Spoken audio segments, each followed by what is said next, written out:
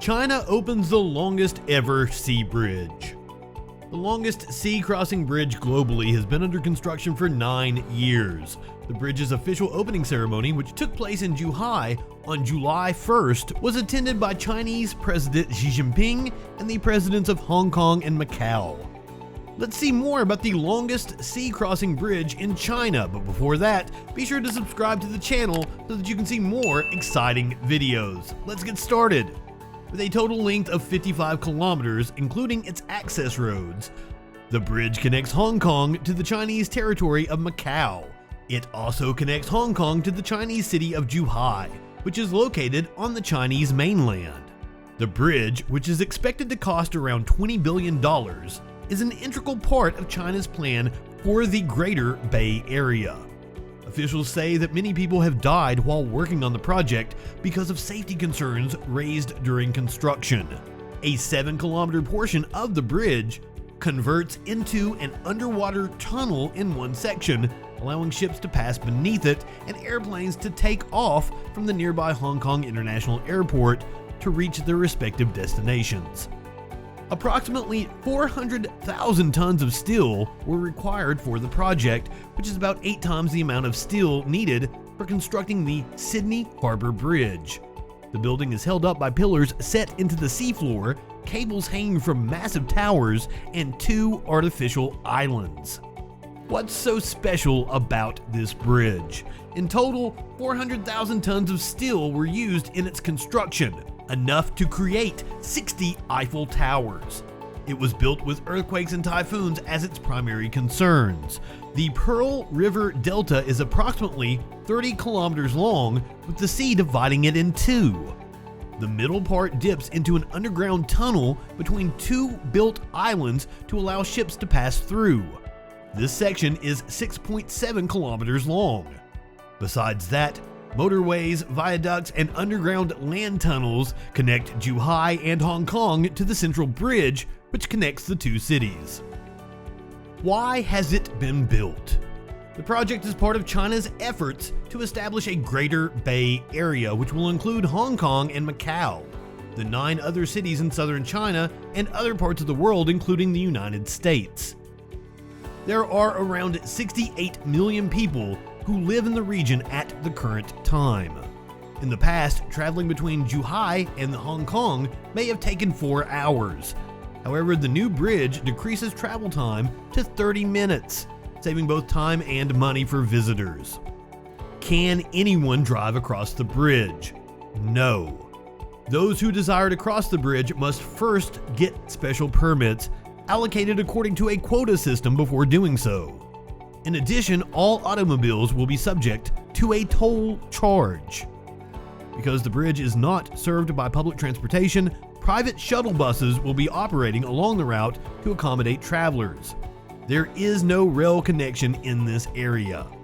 The number of cars scheduled to drive through the bridge each day was initially estimated by the authorities to be 9,200. Then, as new transportation infrastructure was built in the area, they changed their predictions to make them more accurate.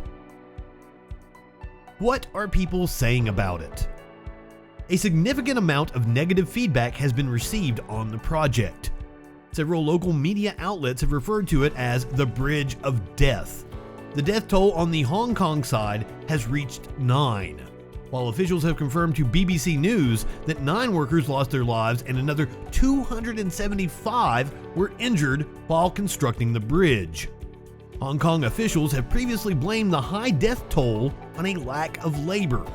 A court penalized numerous subcontractors for their role in the disaster earlier this year. Due to the project's building, hundreds of construction workers have also been hurt.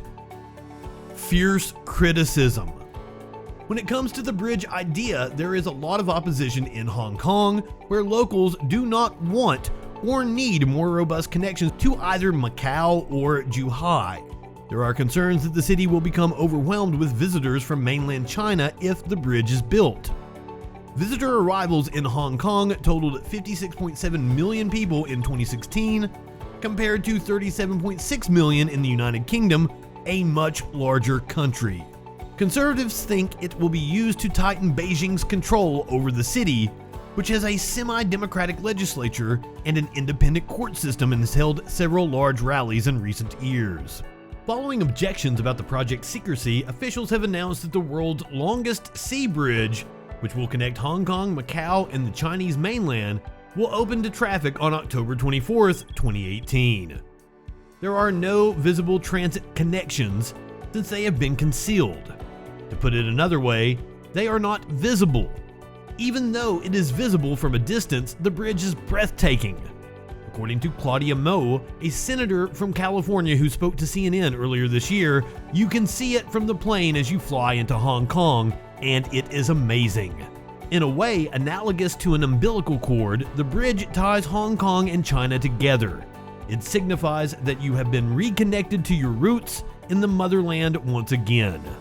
Mo and other critics are particularly dissatisfied that Hong Kong is spending a lot of money, more than $9 billion, when the city is grappling with a severe scarcity of public housing and a high level of poverty among other issues.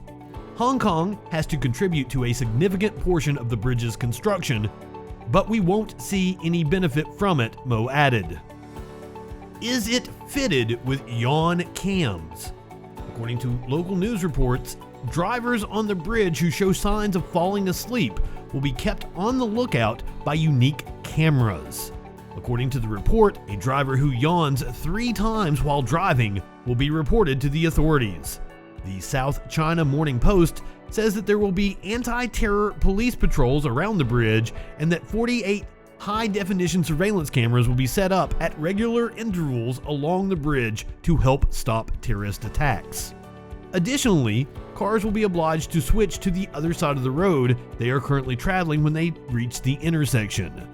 Although residents in Hong Kong and Macau drive to the left, the bridge is located on Chinese territory and special merger channels have been built to accommodate this.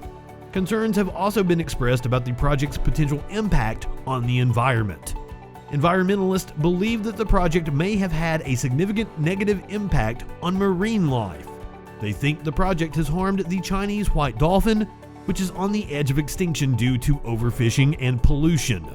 Based on data from the Worldwide Fund for Nature's Hong Kong office, the number of dolphin sightings in Hong Kong's waterways has decreased from 148 to 47 in the last 10 years. They are now entirely absent from the seas near the bridge, which was once home to a vast population of dolphins. The program has caused irreversible damage to the sea, said Samantha Lee, Assistant Director of Ocean Conservation at the World Wildlife Fund. I'm concerned that the number will rise again because it is so low. Is it going to recoup its costs? The bridge, the road that connects it, and the man-made islands cost a crazy $20 billion to build.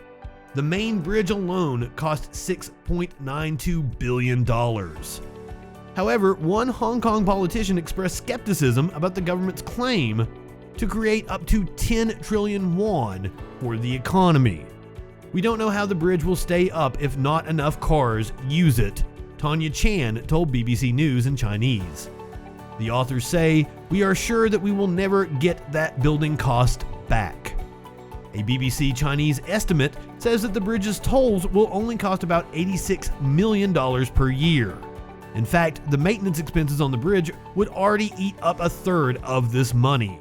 Critics have dubbed the bridge a huge white elephant since it is expected to generate no economic benefit. Others have said that it's mostly a sign that Hong Kong is physically connected to the rest of the world. What do you think about this video? Let us know in the comments below. And don't forget to hit like and subscribe to the channel to stay tuned for new videos. Thanks for watching. We'll see you next time.